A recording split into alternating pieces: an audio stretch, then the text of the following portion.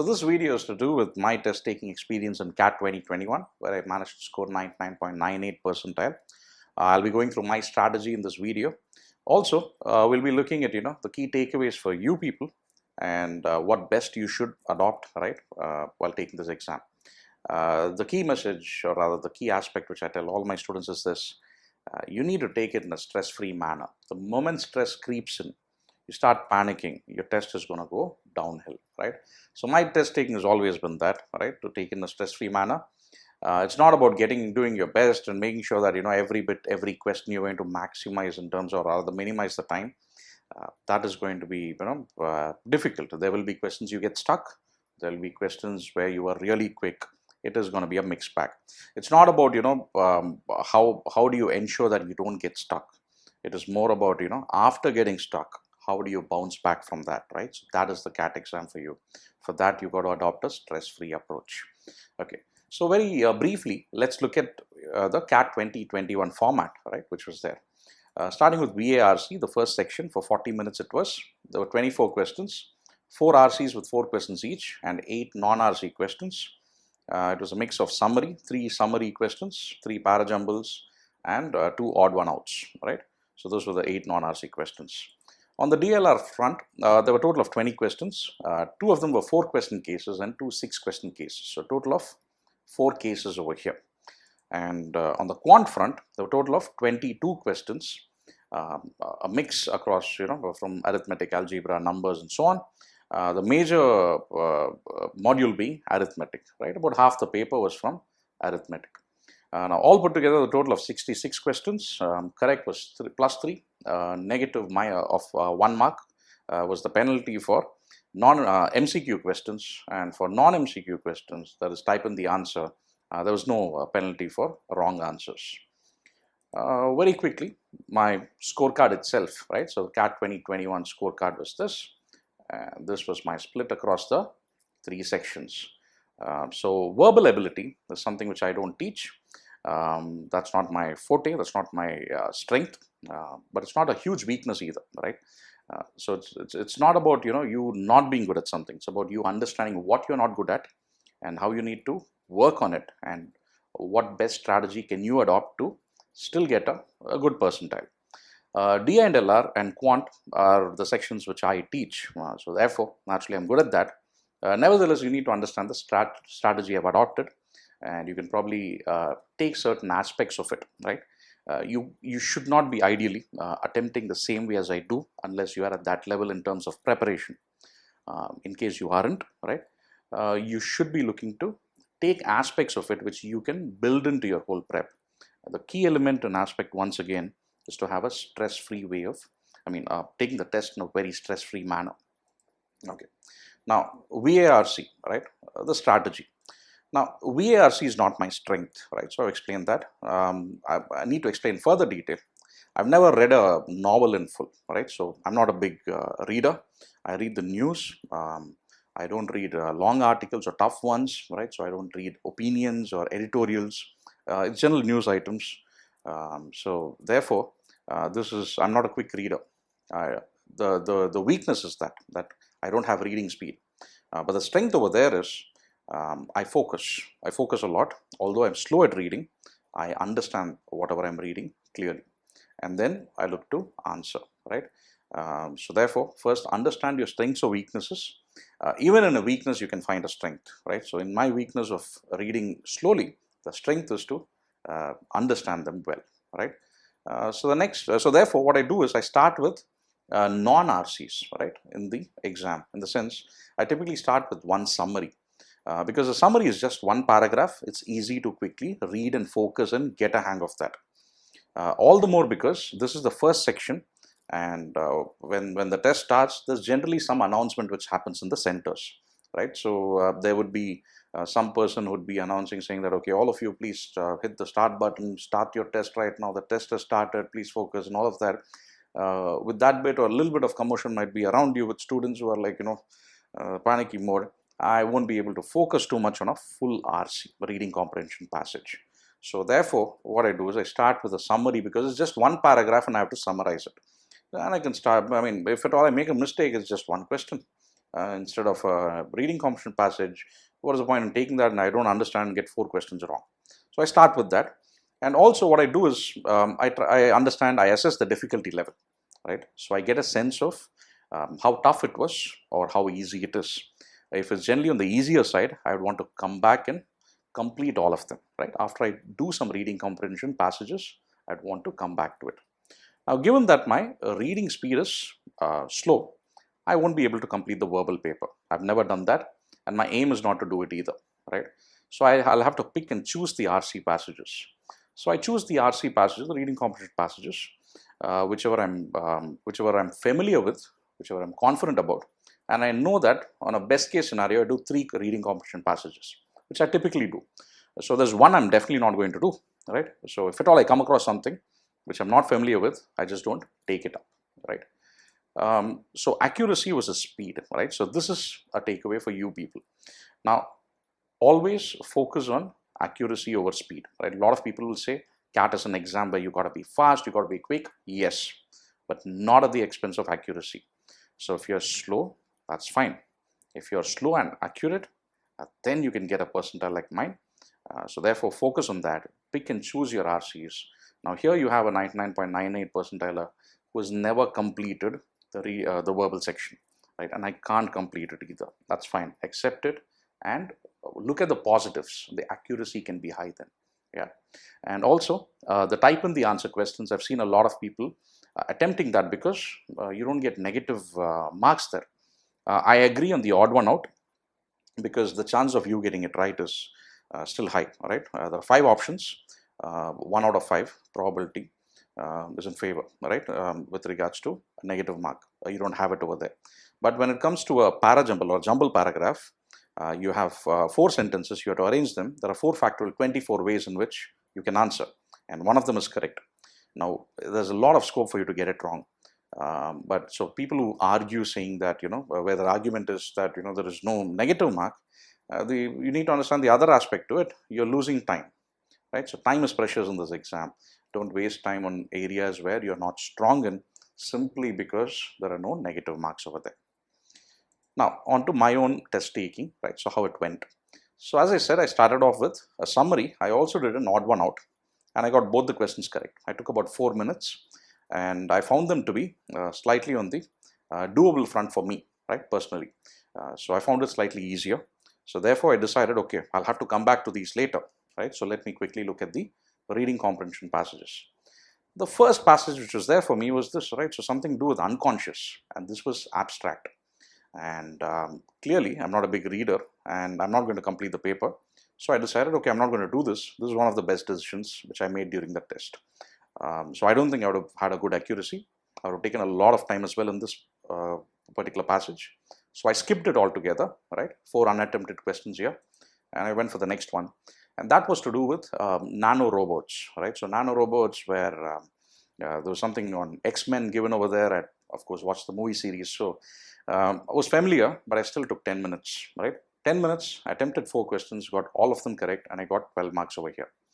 Obviously, I didn't know the marks and whether it was right or wrong during the paper, but I was fairly confident about my answers over here. So I then went for the next, during the next 2 passages, I chose one, which I was good in, again, which I felt I was familiar with, and that was to do with language, right? This reading comprehension passage on language. This was the CAT 2021 slot 3, right? So 10 minutes I spent again about that and 4 questions, and I got all of them correct, right? So 12 marks over there as well. Now at this point, 24 minutes had gone by, and I had about 16 minutes left. I wanted to do some non-RCs as well. So therefore, I decided to go very quick with my next RC, right? Next RC passage. That was to do with clocks. I wasn't too familiar with this part. I'm a commerce student, and something to do with physics and stuff was just not my cup of tea, right? I haven't even revisited that passage after that. 7 minutes I spent, right? And I got 2 questions correct and 2 wrong. So that was just 4 marks. Just look at it. 3 more minutes could have gotten like 8 marks extra, right? So that's what you tend to lose.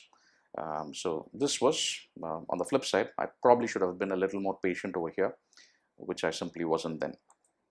Summary I went to next, right? Spent about 4 minutes for the two summary questions I wanted to do, and I got both of them correct. Found them to be easy, and I took up some parajumbles with the remaining time and got 2 correct and 1 wrong, and that was about 6 marks. I had no time for the odd one out, so just marked a random answer, or rather my lucky number there, and it wasn't lucky, right? So got it wrong. That was my attempt, right? 40 minutes, and I ended up with 46 marks over here.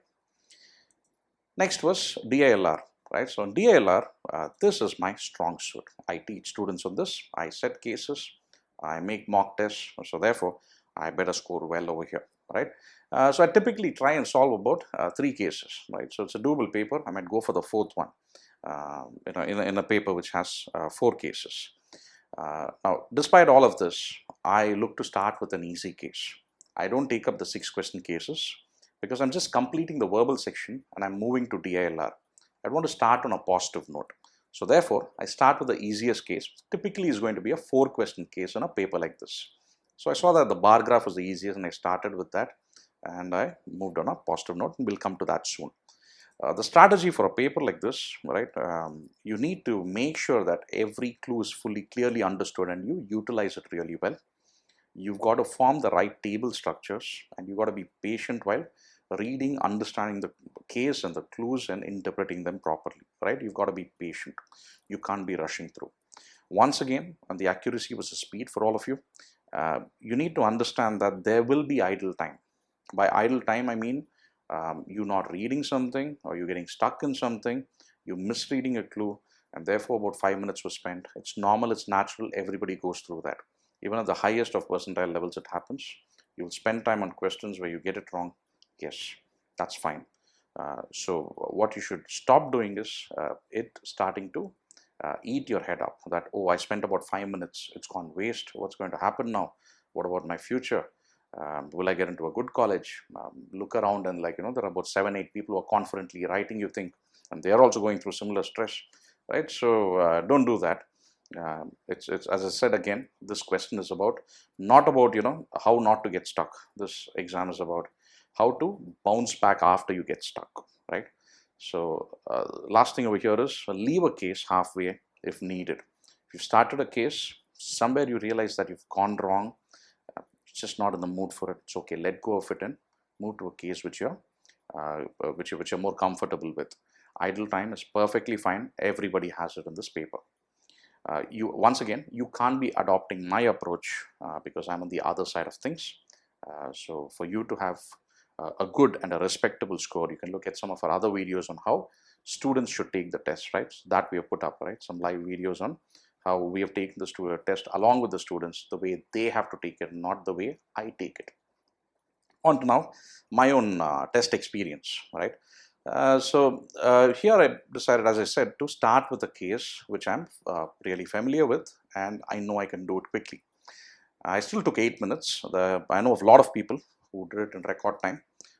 Some did it in about 5 minutes, I know of, right? So some of my own students. But the approach I have is simple. It's to be stress-free, to make sure that it's correct. I don't make some mistakes. There are places I can accelerate in as well. The key is for me, if I do it slow, I know I'm not going to make a silly mistake, and I'm not going to go in circles over it, right? The moment you make a silly mistake, you write something incorrect and you come up with an answer and it's wrong, then you don't know where that mistake is. Then what you'll start doing is you'll try to fix that mistake by going through it, and you end up going in circles and you make a mess out of it, or you'll start doing the case from scratch and you might make the same silly mistake again. So to avoid all of that, even if it takes a little longer, a couple more minutes extra, I know on the marks front I score it and I do that. The next case was the question making case. Now this was a 6 question case which I decided to go for, and this particular case I knew at the start that there's a huge scope for silly mistakes, right? So therefore, even though I could have done it in probably 12 to 14 minutes, I wasn't confident that I'll get all of them correct. Now for me to get all of them correct, I needed to recheck, right? I needed to double check all of them, and some places I even triple checked. I wanted to just be sure that there was no mistake. So I took about 20 minutes and was very patient with this, right? And I got all 6 of them correct. And 28 minutes had gone by, 12 more minutes, and I realized that the 6 question case, the next 6 questions were very tough to do in 12 minutes. So I took up the 4-question case after that, and it took me another 8 minutes. All right, so 8 minutes over here, and I got 3 of them correct and 1 incorrect. Now this was the last case over here, and for some reason, not able to recollect clearly either, there was a kind of fatigue which set in for me, and 2 of them I knew was right, and this particular case was a little tricky also, and they were all quite different, right? The cases, not the standard ones, and this particular case was a little tricky, and looking back at it, the one which I got wrong was one of the easiest questions over there in that case. The tougher ones I got them right. That particular one I made a very silly mistake, and I simply wasn't in the mood to even recheck these, which I typically do, right? So the last few minutes over here, I just decided to wait it out, right? So I attempted for 36 minutes. For 4 minutes, I was just looking at a couple of them, 3 or 4 minutes probably, a couple of these questions. I realized that I couldn't just think further, and I left it at that. The javelin throw case, which I skipped or which I didn't do, probably was one of the toughest cases, right? And it was a lucky skip for me, right?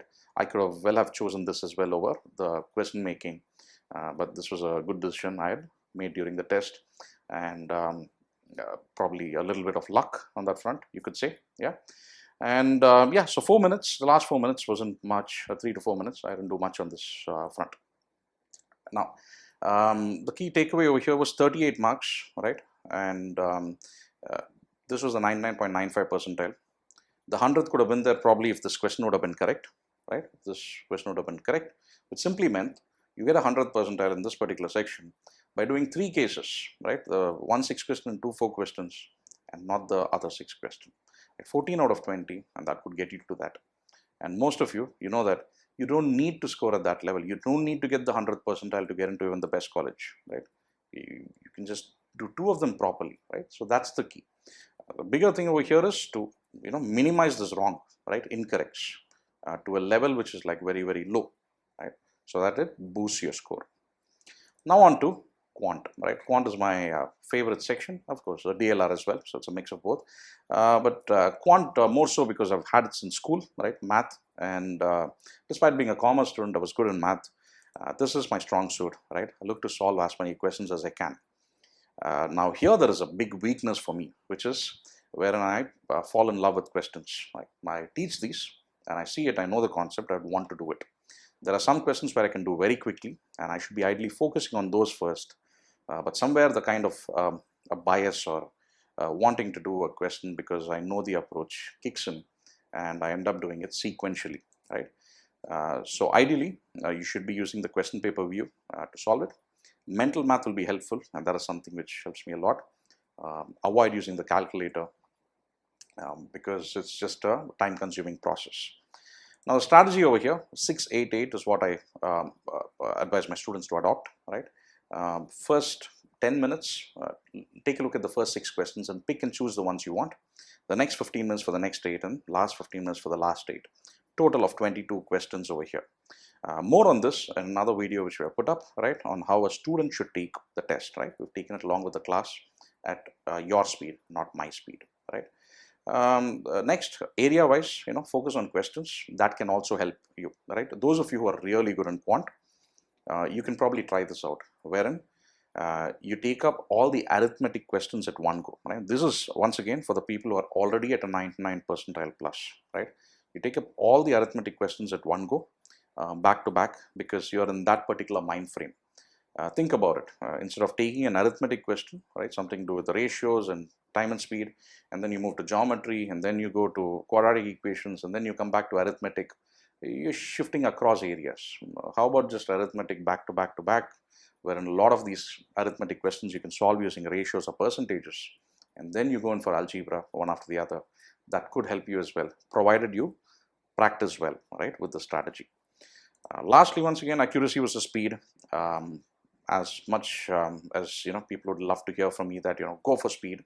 No, go for speed only if accuracy is there. Take it from me, I double check as well, right?